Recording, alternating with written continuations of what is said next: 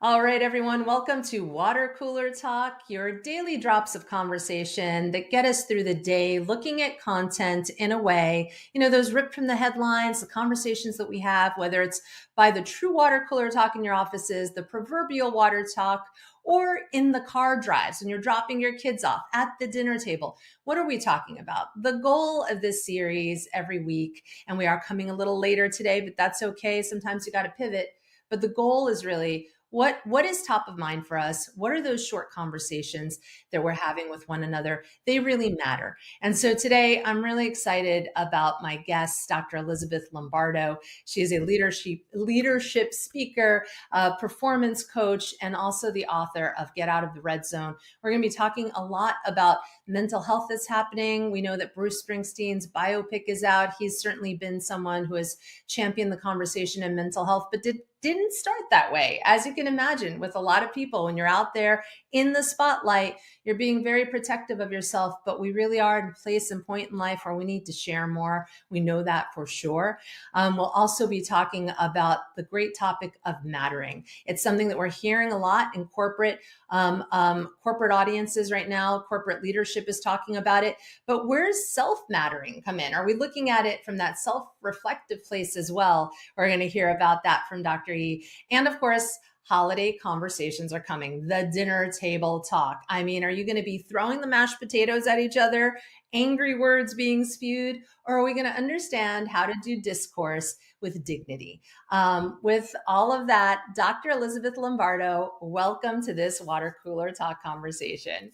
Oh, thank you so much. It's an honor to be here. You and I have had some great conversations over the last couple of years, certainly since you wrote the book, Get Out of the Red Zone. You know that one of the things that I've been fascinated about is how I've been able to integrate it into my family life, right? And being able to talk in this different way, like, hey, mom is in the red zone, chill out. So I just want to tee that up for people who don't know about your book, the work you do, just level set us on that. Yeah. So, this concept of the psychological red zone is when we experience high levels of distress. It could be anger, it could be frustration, it could be anxiety, it could be sadness, it could be overwhelm. And it goes on a scale from 0 to 10. 0, no distress at all. 10 is the most distressed you've been. When we're at that 7 out of 10 or higher, that's when we're in the red zone. That's where that anxiety or fear, worry takes over. But not only do we feel overwhelmed with those emotions when we're in the red zone, but we actually think differently. We literally use a different part of our brain to process information. So if anyone has ever said or done something that they later regretted, we can all probably relate to that. It's probably because you were in the red zone. Instead of your frontal lobe, your rational part of your brain that's thinking about the consequences of your speech, the limbic system, the fight or flight mechanism takes over. And so this causes us, again, not only to feel overwhelmed with these emotions we don't really want, but it causes us to function in ways that don't always serve us or the people around us.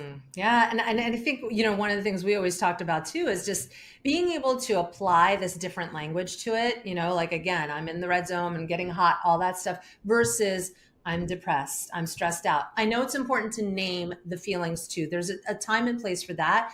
But I think so many of us have gotten so used to being like, I'm so stressed out, I just don't know what I'm thinking. And saying those words back to ourselves, it's actually changed so much for me that I'm using the red zone framing versus calling myself out in these ways without. Yeah, and it's powerful to call ourselves out so that then we remember when I'm in the red zone, I don't think rationally, Mm, right? And so if I can call myself out in the red zone, then I know what's coming out of my mouth may not serve me. yeah. It's also very helpful to realize when other people are in the red zone, because when other people are in the red zone, they're not acting at their best, right? And so we could interpret that as they're mean, they don't care about us, they're a bad leader. But if we frame it as, oh, they're in the red zone right now, and give them some grace to get out of that red zone, then you can have the conversation. Mm. Then you can collaborate. Then you can move forward, whether it's in your professional or personal life, to really create that relationship that serves you both. Yeah, that's such a great point. And certainly, mental health has been changing, the conversation around it. Thankfully, more people are having it. We're having it in our families, with our kids too, at work. We know that Bruce Springsteen's biopic came out, and I haven't seen it yet. Have you seen it? I have not seen that. Okay, I'm really looking forward to seeing it. It's one of those like epic you've lived a lifetime with, it feels like. I mean, so many great, Yeah. things coming out about it. But the we want to show a clip really quick about, we know that Bruce Springsteen has talked about his own mental health over the years, has been an advocate on speaking about it, but it didn't start that way. And just want to listen to this quick clip and then we'll be able to talk about it. You hit a wall. You hit a wall where you simply don't know what to do with the next day. And you're very uncomfortable in your skin. You're very unsatisfied with where you are. You're completely at loose ends. And you don't know how to continue constructing your life. You don't know, you just don't know how to step any further. Some of it is a chemical imbalance, obviously, that can strike at any different time in your life. You don't know when it's going to hit you. I've had it in my 30s, I've had it in my 60s. I've often not had it, for entire decades in between. So it's very unpredictable. But toxic confusion would be a good description of where you sit once it lands on you. And you have to slowly find your way out of that place. I tell you, I mean, this idea, again, not being comfortable in your own skin, as he talks about, just not knowing where to go. I mean, so much of like leadership and just people, right? We're struggling with this. I mean, what do you share with people who are going through this? So many people don't feel comfortable in their own skin. And the thought is, and I never will. It's because of mental health issues. It's because of what's going on in my organization. It's because of what's happening in the world. And what I love working with clients who come in with this mentality only because we can change their paradigm. We can change what they are saying to themselves. How we feel is a function of what we say to ourselves. If I think I'm no good, I'm a failure, how am I going to feel? And if I feel then worse about myself, what kinds of thoughts am I going to have? More self-defeating thoughts, which is going to cause me to feel worse, which is going to cause more self-defeating thoughts. And it becomes this vicious spiral. So the real key is first to acknowledge I'm in a place where I don't want to be. And second, I'm not stuck here. Regardless of what is going on in your life, we get to choose how we interpret it. We get to choose how we show up. And it's not about superficial affirmations. Oh, my life is great. Even if your husband is on a ventilator for 10 years and dying, right? It's about making sure that I always say to my clients that what you are saying to yourself is accurate and helpful. Accurate and helpful. And we can't get to that place of accurate and helpful thinking when we're in that red zone. Right, that red zone, when that limbic system hijacks our rational thinking, what happens? Our subconscious basically feels like it's drowning. If you were literally drowning, screaming around, flailing for help, and someone said, just calm down, focus on the clouds, you can't do that. Not because you're not smart, but because of the way your brain is processing information. Yeah. So I have a 3-step process. It's ACT. It's A, apply your awareness. Know your number, your distress number. Realize I'm in a place I don't want to be. C is change your state. Do something healthy and helpful to decrease that distress. Now, most stress management stops there. Most management of our emotions stops there, but that's only building a half bridge. A half bridge doesn't get you to where you want to go. So the T in the 3rd step is transform your perspective. Start to rewire your brain. Start to have different conversations in your mind. And the more you have them, and there's techniques I use, but the more you have them, the more you can literally rewire your brain. So those more empowering, those more optimistic, those more accurate and helpful thoughts become your automatic. Yeah, that's so good. I love that. This is such a good 3-step process. He also talked about how this has come to him like in his 30s, in his 60s, but then there have been periods of time where he hasn't felt, the feelings of depression or the different things. I think it's really important for us to remember this is just part of the journey. And that's the thing is like not treating it like it's this most horrible thing, but really knowing just how to deal with it when it rolls in and when it rolls out. And what do you do with it? Right? I often give the analogy, if you put your hand on a hot stove and it starts burning, you don't keep the hand on the hot stove and say, oh, this really hurts.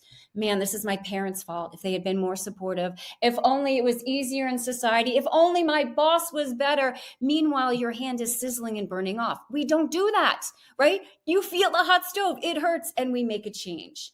So use these emotions, use this sense of I'm not comfortable in my own skin, use this sense of I feel stuck, just like that hot stove, to then make a change. Yeah, so good. I want to move on to this clip that we have of Jay Shetty from his On Purpose podcast. And I encourage everyone to listen to the full 30 minutes. We could drop the clip in our comments.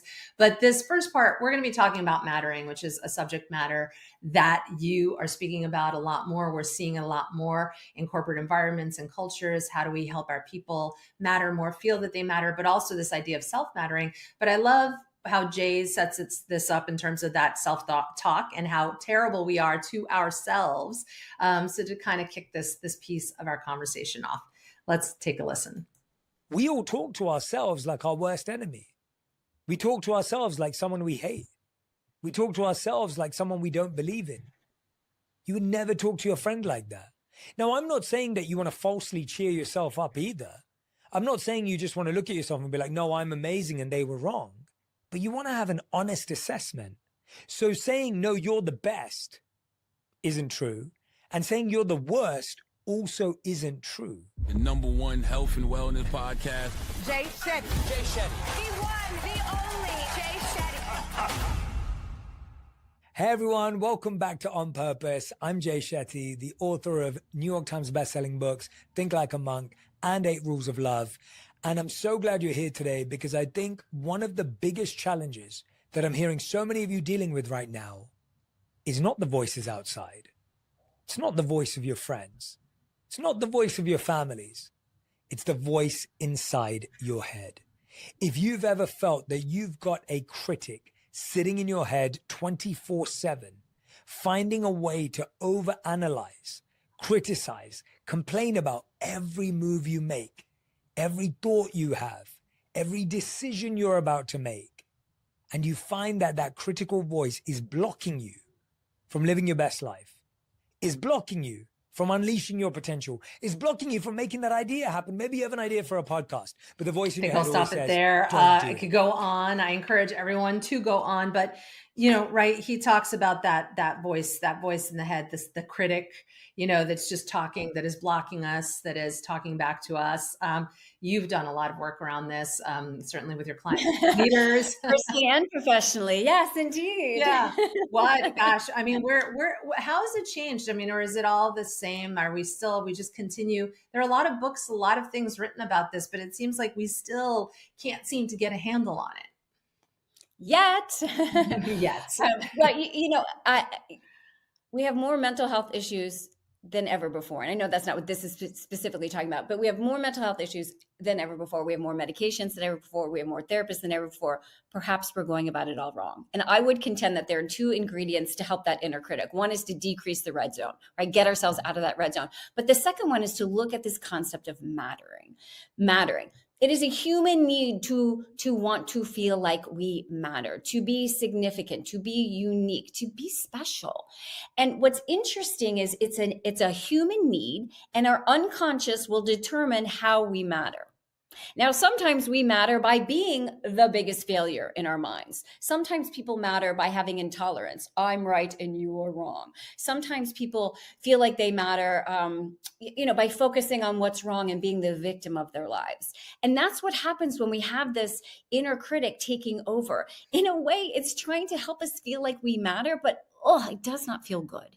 So our goal is to, one, acknowledge that's what's happening. It doesn't mean it's true. It's just our subconscious trying to give us a sense of purpose, and to switch it over to a mattering that actually serves us, such as mentorship, right? Anyone out there who's ever been a mentor, it helps you feel like you matter and you're serving someone else. Gratitude, right? Just enjoying, appreciating what's going on in our lives, applying our values. We all have certain values, certain things that we could do for hours and hours and hours and not even notice the time and feel so fulfilled.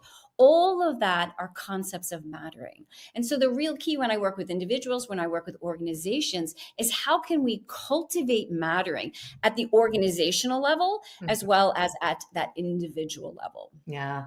I mean, so, and here's the thing also about those voices in our head. Someone once said to me, and it was the best advice, it was, you can't help what you think, but you can help what you do, right? So these voices are going to come in our head, but it's what we do next that matters the most, right? Yeah. Yeah. And one is to question that voice. Well, how true is that? Another is to remember that I often have the analogy of drill sergeant versus cheerleader. A drill sergeant is going to put down the soldiers for the ultimate goal of having the soldiers be successful. A cheerleader is going to cheer on the team for the ultimate goal to have that team be successful. When we hear the drill sergeant in our mind, if we just remind ourselves, what it's really telling me is it wants me to matter in a positive way. What it really tells me is it wants me to succeed. What it's really telling me is it wants me to take steps to be even more fulfilled in life. And if we can hear and interpret the voice in that way, that will allow us to shift our behavior even more promptly. Yeah. And where's the balance in terms of the idea of like self-mattering at work? You know, where is the onus on leaders to create cultures of mattering versus where individual contributors are coming to the table with their own self-reflection on how they matter and what their value is? It kind of seems like it needs to be a partnership. It can't, you know? It totally does. Yeah. And I love that question. So the World Economic Forum has stated that mattering is the secret to management in a fragmented world. That's powerful. And so looking at how are organizations cultivating this, and the beauty is it doesn't take a lot of money or time. But also what's important, as you said, is that on the individual level, how do you feel like you matter? Because even if the organization, not that they're doing this, is shouting at someone, you matter, we value you, if someone doesn't believe it in themselves, they can't hear it. And so it's that sense of agency. It's that sense of it's your job / opportunity to find positive mattering in your life, because when you do, then all of the policies that are in place in your organization can actually come to fruition. They can actually serve. Yeah, that's so good. I think we're just seeing that shift, right? There's a lot of that, again, self-reflection, self-leadership, self-mattering. There's, you know, your leaders have to be there for you too, but we have to do some of that work showing up and thinking about it as well. So I love the work that you're doing around that. Thank you. I have a saying, it's not them, it's you. Yeah. And I don't say that to put blame on people, but it's more this sense of empowerment. Yeah. There's so much that we can do as individuals. I have a client right now. She is not in a leadership position. She doesn't manage anyone. She has come into this new organization and she has literally changed the culture. She's not a leader, but man, she's leading. She knows she matters and she helps everyone around her in her team. And then Jason teams feel like they matter. And I will tell you, the entire culture has elevated just because of that. That's so good. I love that. Exactly. That's that power that we all talk about, that empowerment, and that's showing up real action and real change. That's amazing. And it's so fun. It's so empowering. It's so exciting to be able to do that. So if we focus our energy on that, not only do we feel elevated, but again, everyone around us does. Yeah, absolutely. And, you know, I want to kind of like help us close out with this clip and conversation about all the holiday dinner conversation that will be happening, right? We're saying, are we going to be throwing mashed potatoes across the table? Are we going to be angry at one another? And let's just play this fun little clip from SNL to lead us into that. Great. Your stories are lame, Dad. You don't talk to me like that. Shut up. You don't talk to me like that. believe it. I am a division manager. That is very important. Do not raise Very your voice important. at me or You at don't Karen. talk Do to you me like hear that. Ted? People Do are you- scared of me. Why would anyone be scared of you? I hate you, you big fat turd. I hate you, you big fat turd. Oh my goodness. If I ever said that to my parents. What? Okay, Elizabeth, seriously. Okay, dinner, I'm sure.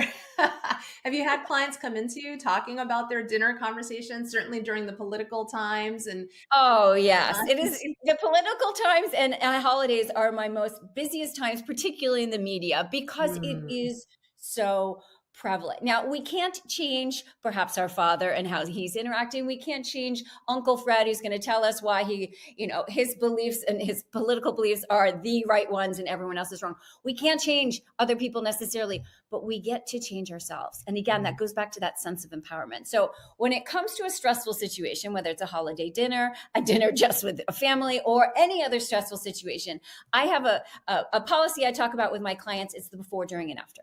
Before, during, and after. Before you go into a situation that probably will be stressful, that probably will increase that distress. Go in at the lowest distress number possible. That means go in at your best. Make sure you got some sleep. If it's before a holiday dinner, maybe you go for a nice walk before, so you got those endorphins going. So you go in a good place. During, what can you do during? Have a list of topics that are not red zone-y in your pocket. So if you have an uncle who loves to talk about politics, or a grandmother who wants to ask you, why aren't you married yet? Pull out one of those topics that you know is interesting to them, that will help shift their attention. So if it's grandma who loves to gardening, she asks about why you weren't married. Hey, you know what? I was wondering, how's your garden doing? Yeah. And it will help her shift Deflect.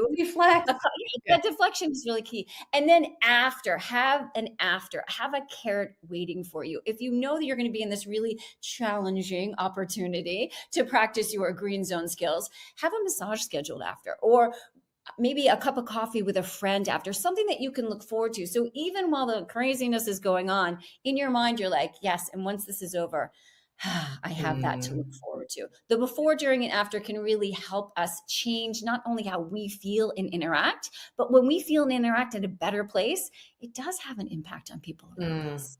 Those are great tips. I can't tell you how many friends have told me they're like, oh yeah, I don't do that family dinner anymore, or I don't go to that family for Thanksgiving. And I think that's so sad that we've given up on each other versus finding solutions around it. And not expecting the other person to change. It will be fine when they stop talking about this, when they stop acting like this. That's lovely, but that may never happen. Right. Look for places where you have control, where you can control your reaction, how you feel and how you function. Yeah. And again, that's going to help you feel better. It is going to impact others. So good. Well, listen, we're going to leave it here because you and I are going to, close this piece out and do a little extended conversation that we'll be clipping later too. But thank you so much, Dr. E, for some of the water cooler talk drops you've shared with us. We'll be sharing them back, and it's always great to learn from you. Thank you.